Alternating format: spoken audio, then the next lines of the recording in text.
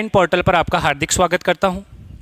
जैसा कि आप सभी जानते हैं, कोरोना वैश्विक महामारी के कारण देश के सभी शैक्षणिक संस्थान बंद होने के कारण इस संस्थान द्वारा एक अनूठी पहल की गई है ताकि आप नियमित रूप से कक्षाओं का क्या कर सकें, अध्यापन कर सकें।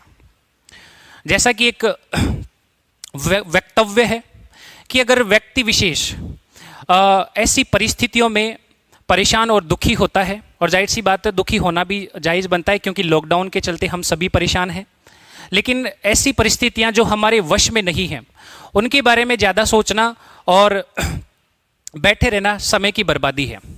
तो आइए हमारे साथ जुड़िए, अध्ययन कर परीक्षा उन्मुख बनिए ताकि आप टॉपर्स की सूची में अपने आप को क्या कर सकें, दर्ज करवा सकें। ठीक है, आज जिस टॉपिक की हम बात करने वाले हैं, अगर आपने इस वीडियो को देखा है तो जीवन में आपको कहीं ना कहीं एग्रीकल्चर के एग्जाम में इसके एक प्रश्न की मैं आपको देने वाला हूं, और वह प्रश्न आपको हमेशा अगर आपको याद रखना है तो जरूरी है इस वीडियो को देखना। सवाल क्या है, आज जो मैं आपको पढ़ाने वाला हूं वो है पशुओं के रोग।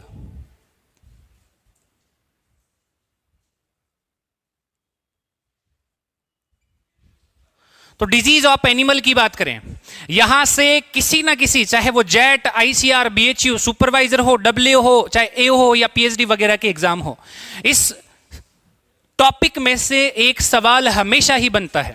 वो सवाल कहां से बनता है हम उसकी बात करेंगे आज, कि पशुओं में जो होने वाले रोग हैं उन रोग का कोई ना कोई कारण होता है।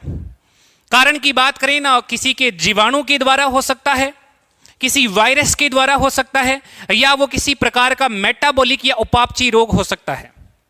सवाल ये बनता है कि बीमारियां जो है वो आपके दिमाग में तो हमेशा घूमती हैं, लेकिन सवाल क्या पूछा जाता है उसकी भी बात करेंगे हम। सबसे पहले खास ध्यान देने योग्य बातें कि पशुओं में जो होने वाली जीवाणु जनित बीमारियां जो है,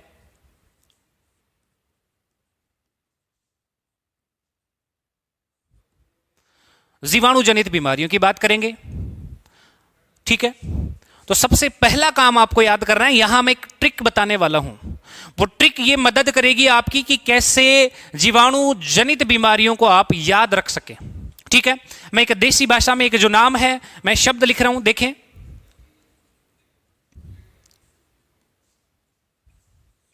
मैंने लिखा है यहां पर मंगल। मुझे नहीं लगता किसी को आपत्ति होगी ये शब्द याद रखने में। मंगल को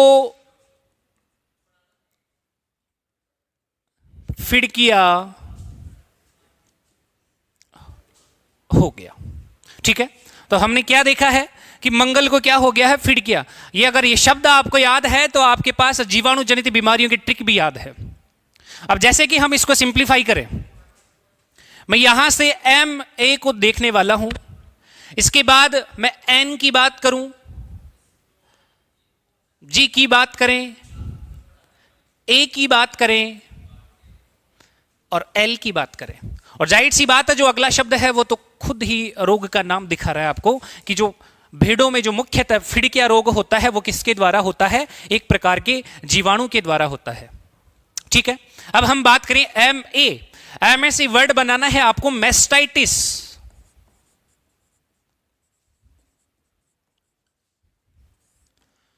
अब आप याद रखें, मेस्टाइटिस इसलिए लिखा है क्योंकि जमाना बदला तो नए नाम जानने लगे। वो जान क्या है कि पुराना नाम तो क्या है, थनेला। तो आपको अब थनेला नहीं रखना, वो तो याद है ही, उसके साथ एक वर्ड और आपको जोड़ना है, वो कौन सा है, मेस्टाइटिस। क्योंकि सवाल ये पूछा गया कि पशुओं में जीवाणु जनित रोग है निम्न में से। मान लीजिए उस थनेला नाम न देकर वो क्या लिख दे वहां पर, मेस्टाइटिस, और ऐसा लिखा जा चुका है, इसलिए मैं आपको जोर दिलवा रहा हूं मेस्टाइटिस पर। तो एमए से बनाना है आपको मेस्टाइटिस, जिसको हम क्या कहते हैं, थनेला। तो पशुओं में जो थनेला रोग होता है वो किसके द्वारा होता है, एक प्रकार के जीवाणु के द्वारा। हम बात करें एन, वैसे तो न्यूमोनिया की जो स्पेलिंग होती है पी से स्टार्ट होती है, लेकिन एन से हमें क्या बनाना है, न्यूमोनिया।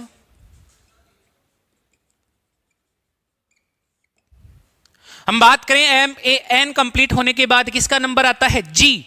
जी से बनाएंगे आप गलघोटू। क्या बनाएंगे, गलघोटू बनाएंगे। और गलघोटू रोग जो होता है वो भी किसके द्वारा होता है? जीवाणु के द्वारा होता है। एल का मतलब क्या है यहां पर? लंगड़ी। अब लंगड़ी बड़ा ही सरल शब्द है। अब कोई भी अगर आपसे पूछे कि लंगड़ी रोग में पशु के क्या हो जाएगा, तो आप सीधा सा कह देंगे सर लंगड़ा कर चलेगा, लेकिन वो प्रश्न का तरीका ही बदल देंगे। वो कहते हैं कि लंगड़ी को अंग्रेजी में क्या बोलते हैं? बीक्यू। अब आप सोचेंगे बीक्यू का मतलब क्या है, तो बीक्यू का मतलब है ब्लैक क्वार्टर। क्या है? Black quarter.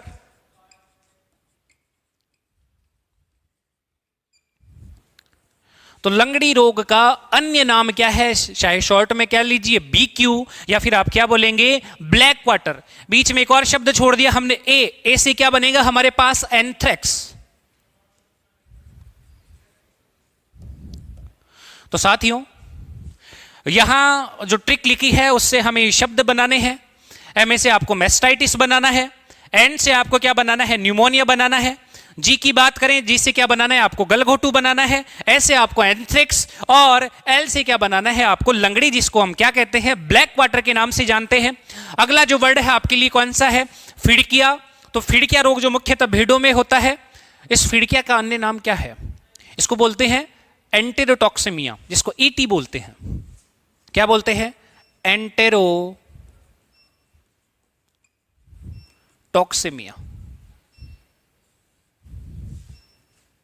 तो एंटेरोटॉक्सिमिया या फिड़किया रोग, ये भी जीवाणु के द्वारा। तो साथियों यहां अगर आप याद कर लेंगे ये ट्रिक, तो उससे आपका ये प्रश्न परमानेंटली आपके पास साथ हो जाएगा, क्योंकि यहां से अधिकतर एग्जामों में एंथ्रेक्स के बारे में जानकारियां पूछी गई है, गलघोटू के बारे में खूब पूछा गया है, ब्लैक क्वार्टर के बारे में पूछा गया है, और मेस्टाइटिस के बारे में आपसे भी पूछा गया है। ठीक है, इन सभी बीमारियों के होने के तत्पश्चात मैं आपको इनके रोग कारक भी बताऊंगा। ठीक है, तो आप सुनते रहें। इसके बाद हम कौन सी बीमारियों की बात करेंगे बताइए? जब जीवाणु कंप्लीट होती है हम लेंगे वायरल डिजीज, जो वायरस के द्वारा होने वाली है।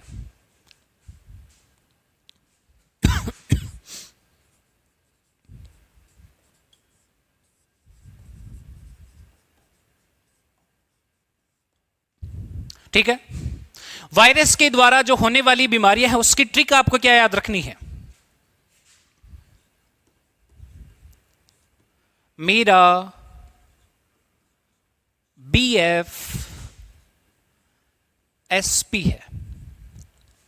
ठीक है, तो आपको याद हो जाएगा मेरा BF क्या है? SP है। अब इसको हमें डिवाइड करना है कि यहां ये जो शब्द लिखा हुआ है इसमें कौन कौन से रोग हैं जो निरूपित हैं। हम बात करें यहां से, में से याद रखना है आपको मैरेक्स, जो मुर्गियों में होने वाला रोग है।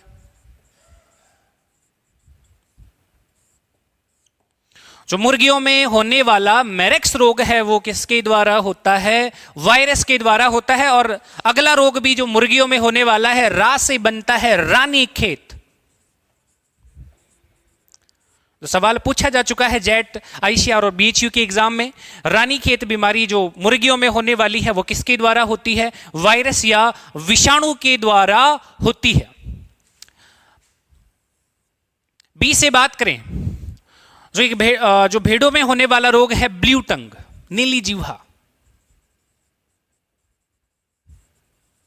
तो क्या याद रखना है? 20 से ब्लू टंग, नीली जिह्वा, जो मुख्यतः भेड़ों में होने वाला रोग है वो किसके द्वारा होता है? वायरस के द्वारा होता है। और सबसे इंपॉर्टेंट जो एक प्रकार का यूनिवर्सल प्रश्न है, ये है सबसे ज्यादा पूछा जाने वाला प्रश्न है कि एफ से क्या बनता है? FMD, foot and mouth disease, जो पशुओं में मुख्यतः रोग होता है वो किसके द्वारा होता है? वायरस के द्वारा। और जेट 2018-19 के एग्जाम में भी पूछा जा चुका है। हम बात करें एक ऐप से, आपको एक फाउल पॉक्स भी बनाना है, जो मुख्यतः मुर्गियों में होने वाला रोग है। एक ऐप से आपको क्या बनाना है? Foot and mouth disease. और एक से क्या बनाना है आपको? Foul pox. ठीक है, उसके बाद हम बात करें, एस का मतलब है स्वाइन फीवर। स्वाइन फीवर की बात करें तो यह भी एक प्रकार का वायरस या विषाणु के द्वारा होने वाला रोग। और पी से बनाना है प्लेग। जो पशुओं में प्लेग होता है, जो एक प्रकार की महामारी आई थी, वो भी किसके द्वारा है? वायरस के द्वारा है। ठीक है, तो ये शब्द आपको याद रखना है। यहां से प्रश्न हमेशा बना हुआ है, तो रिमाइंड करके रखना है। मेरा बीएफ क्या है? एसपी है। मे से मैरेक्स, रा से रानीखेत, बी से ब्लू टंग, एफ से एफएमडी, और इसके अतिरिक्त फाउल पॉक्स जो मुर्गियों में होने वाला रोग है। एस की बात करें स्वाइन फीवर, और बी से क्या बनाना है आपको? प्लेग बनाना है। ठीक है, इसके अतिरिक्त हम और बात करें,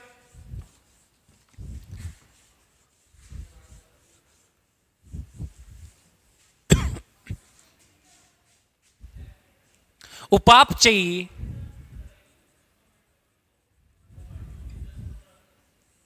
या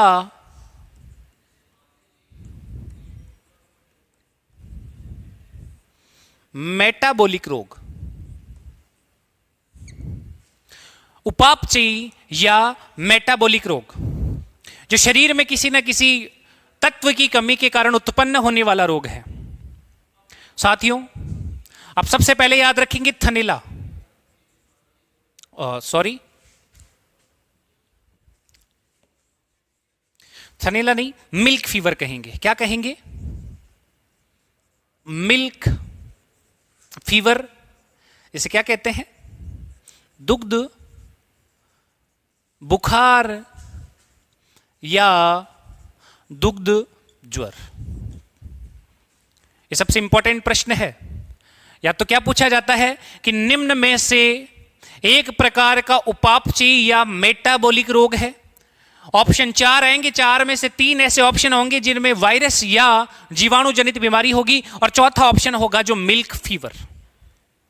तो जो दुग्ध बुखार है या जो मिल्क फीवर है वो किसके द्वारा एक प्रकार का उपापचयी रोग और किसके द्वारा, किसकी कमी के कारण उत्पन्न होता है? तो वो क्या है? कैल्शियम की कमी से। यह भी प्रश्न पूछा जाता है साथियों कि दुग्ध बुखार का कारण है शरीर में कैल्शियम की कमी, और शरीर में कैल्शियम की कमी किस कारण से आती है? इसका कारण क्या है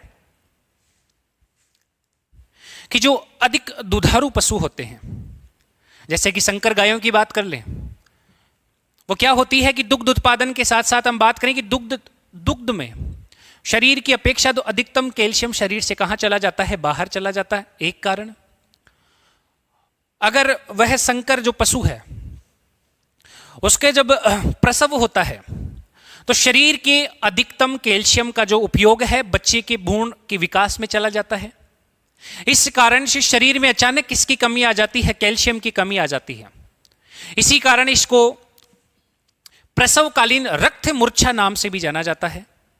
प्रसव के बाद ज्यादातर होता है इस कारण से। अगला रोग की बात करें, एक होता है क्रीटोसिस।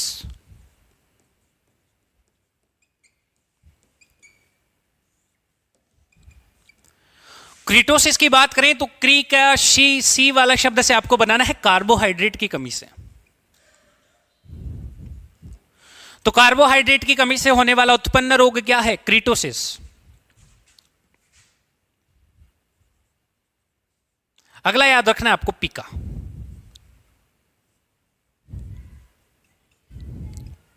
इसको भी आप बड़े सरल से याद रख सकते हैं। पिका पी से स्टार्ट होता है। किसकी कमी हो जाएगी शरीर में? फास्फोरस की कमी से। तो फास्फोरस की कमी से होने वाला रोग पिका है।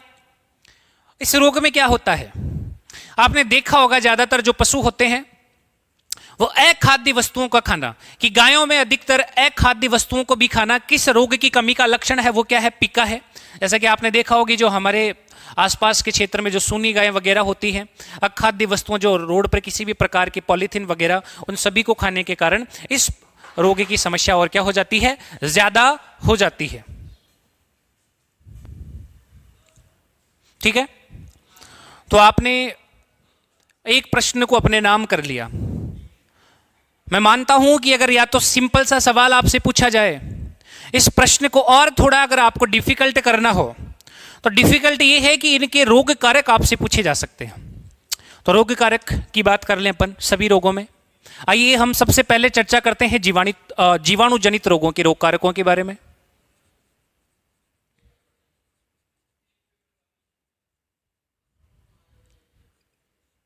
जीवाणु जनित रोगों की हमने ट्रिक क्या देखी थी? मंगल को क्या हो गया है? फिड़किया हो गया है।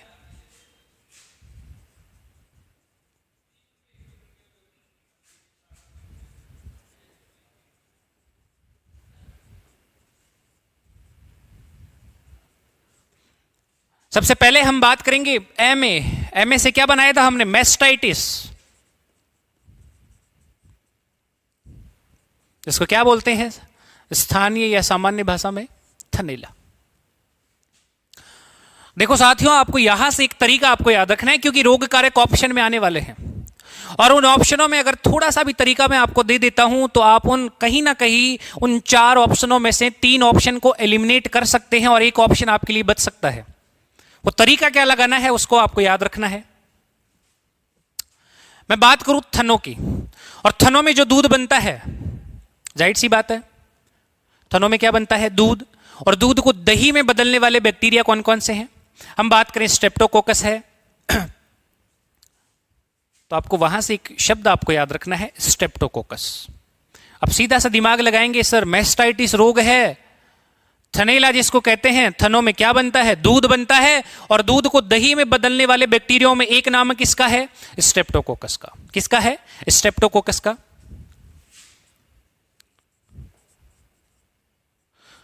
तो थनैला रोग का जो रोग कारक है वो स्ट्रेप्टोकोकाई, स्ट्रेप्टोकोकस एगलेक्टिस।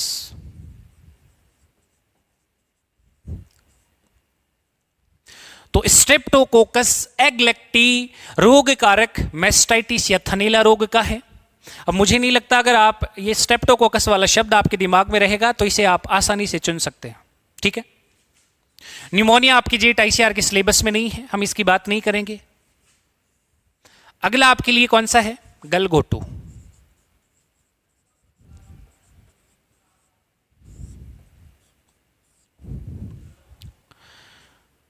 देखो गलघोटू जो रोग है उसका रोग कारक क्या है?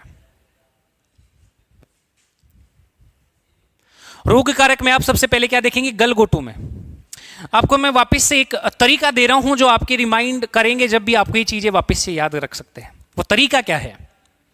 यहां जैसा कि इसके नाम से प्रतीत हो रही है, गलघोटू मैं कह सकता हूं गले को घोटने वाला, और गले को घोटा जाए तो मैं कह सकता हूं एक फांसी के फंदे की बात की जाए जिससे आपका गला घोटा जा सकता है। जैसे ही गले के घोटने की बात करेंगे तो आपको सबसे पहले जरूरी है, हम सामान्य भाषा की बात करें तो आपके गले में पासा सही से डलना जरूरी है। पासा समझते हैं आप सभी? पासा खुल गया तो फिर आपके पास गले को घोटा भी नहीं जा सकता। तो गलघोटू रोग जैसे ही दिमाग में लाना है, गले को घोटना। सर ने क्या कहा कि गले में घोटने के लिए आपको पासा डालना सबसे जरूरी है।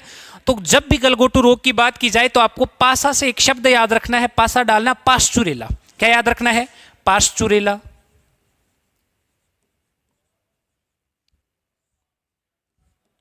तो जिस भी शब्द में आपको पहले पास्चुरेला दिखे, पास्चुरेला दिखते ही आप क्या कह देंगे कि सर किसकी बात हो रही है? पासा बताया था, गलघोटू की बात हो रही है। तो पास्चुरेला बॉवी सेप्टिका।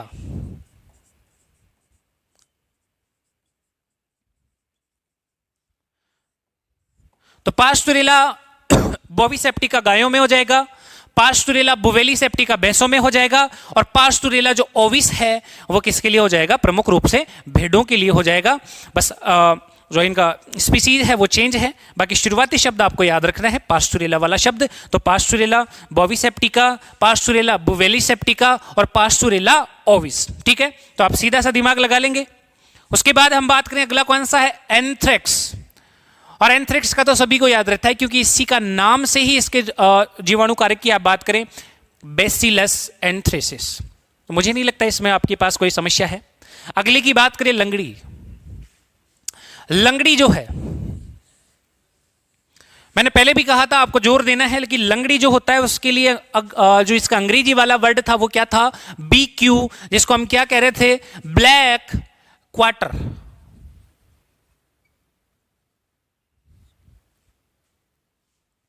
ब्लैक क्वार्टर की अगर आप बात करें तो यहां से एक शब्द आपको पकड़ना है, क्वार्टर। मैं आपसे अगर क्वार्टर पूछूं तो क्वार्टर क्या है? खैर, क्वार्टर वाले शब्द से आपको याद रखना है, एक प्रकार का मार्केट में एक मदिरा बड़ा प्रचलित है। उस मदिरे का जो आप स्पेशली जो इस्तेमाल किया जाता है, वो कहते हैं कि जो अधिकतर परेशान व्यक्ति है रात को नींद अच्छे से आ जाती है। ये तरीका केवल आपको याद करने के लिए है। क्वार्टर शब्द याद रखना है, और क्वार्टर पीने से मैंने एक शब्द कहा कि नींद अच्छे से आ जाती है। नींद आने को क्या कह सकते हैं? सोना कह सकते हैं।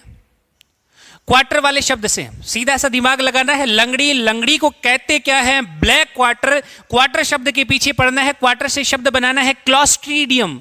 क्या बनाओगे? क्लॉस्ट्रीडियम। एक काम तो आपने कर लिया यहां से कि सर ब्लैक क्वार्टर, क्वार्टर वाले शब्द से हम क्या बना लेंगे? क्लॉस्ट्रीडियम।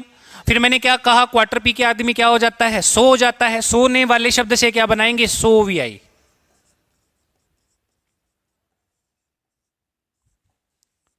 तो क्लॉस्ट्रीडियम सोवियाई की बात करें तो वो ब्लैक क्वार्टर रोग का क्या है? रोग कारक, जो एक प्रकार का क्या है? जीवाणु है।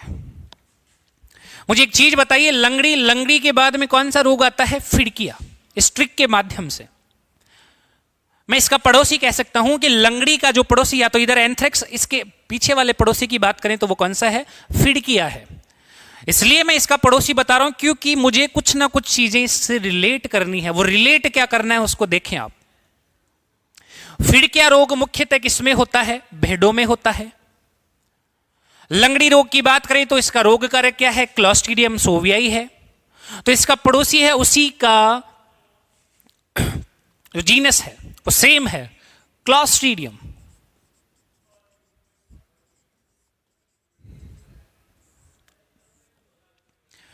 सोवियाई किसके लिए था?